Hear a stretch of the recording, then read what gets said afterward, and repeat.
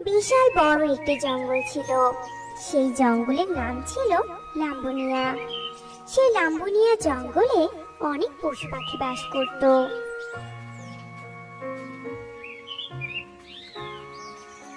সেই বনে বসবাস করত টুনি পাখি। টুনি পাখি দেখতে যেমন সুন্দর ছিল, তেমনি অনেক স্মার্ট ছিল।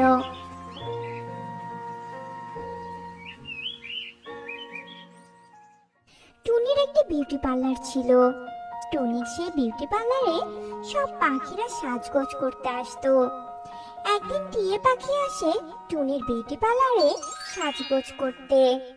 আরে টুনি বোন, কেমন আছো? হ্যাঁ টিয়ে বোন, আমি ভালো আছি। তোমাকে তো আজকাল চোখেই পড়ে না। তো তুমি হঠাৎ আমার পার্লারে কোথাও ঘুরতে যাবে নাকি? আরে না, আমি তো তোমার পার্লারে আসলাম ফেসিয়াল করতে। তুমি জানো না বনে সুন্দরী প্রতিযোগিতা হবে? তাই তো আগে থেকে রূপচর্চা করছি। আমাকে সুন্দর করে ফেসিয়াল করে দাও তো, জানি সুন্দর প্রতিযোগিতায় আমি সবচেয়ে সুন্দরী হিসেবে নির্বাচন হই। আরে বনে সুন্দরী প্রতিযোগিতা হবে, সে তো খুবই ভালো কথা। আমিও তাহলে অংশগ্রহণ করব। হ্যাঁ, আমরা সবাই অংশগ্রহণ করব।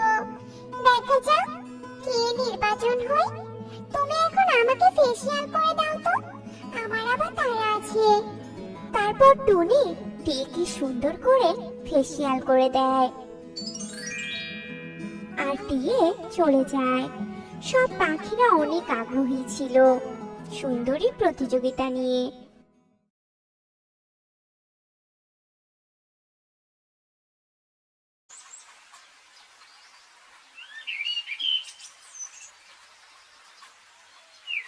একদিন সব পাখিরা বসে গল্প করছিল। এমন সময় শালিক বলে, এই, তোমরা কি সবাই সুন্দরী প্রতিযোগিতায় অংশগ্রহণ করবে? হ্যাঁ, আমরা তো সবাই অংশগ্রহণ করব। কিন্তু শেষে দেখা যাবে আমি সবচেয়ে সুন্দরী হিসেবে নির্বাচন হব, কারণ আমি বনের মাঝে সবচেয়ে সুন্দরী। তোমাদের অংশগ্রহণ করে কোনো লাভ নেই। টিয়ের এমন কথা শুনে টুনি পাখি বলে ওঠে, শোনো টিয়া বোন, তোমার এত অহংকার করে লাভ নেই। সবচেয়ে সুন্দরী তো আমি। আমার বিউটি পার্লার আছে, সেদিন আমি অনেক সাজগোজ করব। কেউ আমার থেকে চোখ ফেরাতেই পারবে না। হয়েছে হয়েছে, এখন তো কথা বলতে হবে না, সেই দিনই দেখা যাবে। এইসব কথা বলে শালিক কাকুলি কাককে বলে, কাকুলি, তুমি সুন্দরী প্রতিযোগিতায় নাম দিবে না? হ্যাঁ, কেন অংশগ্রহণ করব না? অবশ্যই আমি অংশগ্রহণ করব। কাকুলির অংশগ্রহণের কথা শুনে বাকি পাখিরা অনেক হেসে ওঠে আর টিয়ে বলে ওঠে, আরে কাকুলি, তুমি প্রতিযোগিতায় নাম দিবে? তোমার নিজের চেহারা কখনো আয়নায় দেখেছো? তোমার রূপের যে শ্রী, এই না রূপ নিয়ে আবার প্রতিযোগিতায় অংশগ্রহণ করবে। জীবনেও জিততে পারবে না, সবার হাসি খোরাক হয়ে থাকবে। তুমি ঠিক বলেছো টিয়ে। এই কাকুলি, তোর যদি সেদিন অপমান হওয়ার ইচ্ছে না থাকে তাহলে এখনো সময় আছে, সরে আয়। তোমরা কেন এমন করছো আমার সাথে? হতেও তো পারে আমি সবচেয়ে সুন্দরী হলাম। সব সময় গায়ের রং দিয়ে তোমরা কেন সৌন্দর্য বিচার করো বলো তো? সৌন্দর্য তো মনের ব্যাপার, মনের সৌন্দর্যই বড় সৌন্দর্য। এই যাও তো এখান থেকে, তোমার জ্ঞানের কথা কেউ শুনতে চাইছে নাকি? হ্যাঁ, আমরা তোমার জ্ঞানের কথা শুনতে চাই না।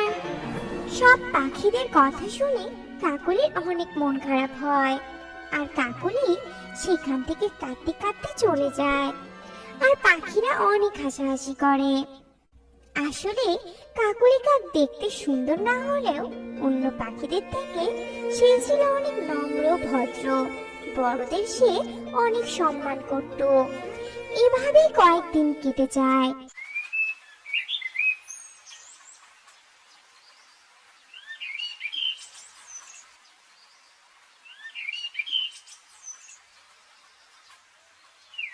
দেখতে দেখতে সেই প্রতিযোগিতার দিন চলে আসে। প্রতিযোগিতার দিন সকালে সবাই টুনির পার্লারে যায় সাজতে। টুনি বোন, আমাকে আগে সাজিয়ে দাও তো। অনেক সুন্দর করে সাজিয়ে দেবে, যেন সবাই আজ আমার প্রশংসা করতে থাকে। আচ্ছা, তোমরা অপেক্ষা করো, আমি সবাইকে সাজিয়ে দিচ্ছি। তারপর সবাই যখন নিজেদের সাজগোজ নিয়ে ব্যস্ত ছিল, তখন সেখানে কাকুলি আসে।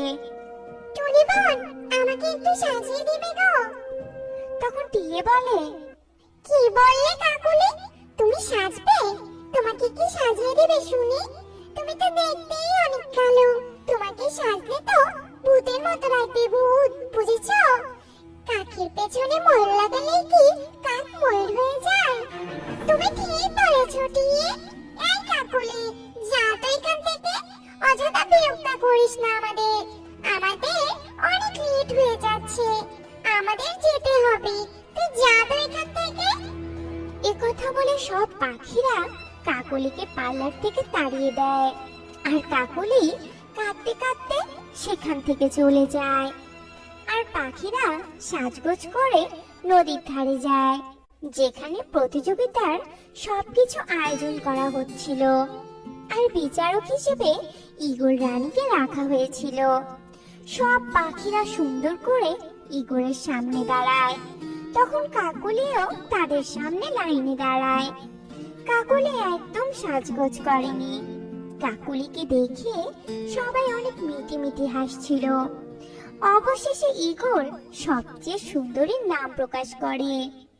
এই বনের সবচেয়ে সুন্দরী হলো কাকুলি। কাকলির কথা শুনে বাকি পাখিরা অনেক রেগে যায়, আর কি বলে, কিন্তু রানীমা, কাকুলি কিভাবে বনের সবচেয়ে সুন্দরী হয় বলো না আমাদের? এই বনের তো সবচেয়ে সুন্দরী আমি। ব্যক্তিগতভাবে তুমি সুন্দরী হতে পারো, কিন্তু প্রকৃতপক্ষে কাকুলি সুন্দরী। কখনো শরীরের রং দিয়ে সৌন্দর্য বিচার করা ঠিক না। কাকুলি হয়তো কালো, সুন্দর না বেশি, কিন্তু কাকুলির মতো নম্র ভদ্র এই বনে আর কেউ নেই। আর আমি গত 5 দিন থেকে পরীক্ষা করেছি, আর আমার পরীক্ষায় একমাত্র কাকুলি ছাড়া আর কেউ উত্তীর্ণ হতে পারেনি।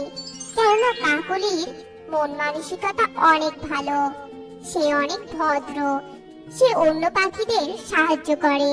কিন্তু তোমরা অনেক অহংকারী। তাই আমার মনে হয়েছে এই বনের সব থেকে সুন্দরী হওয়ার যোগ্য কাকুলি।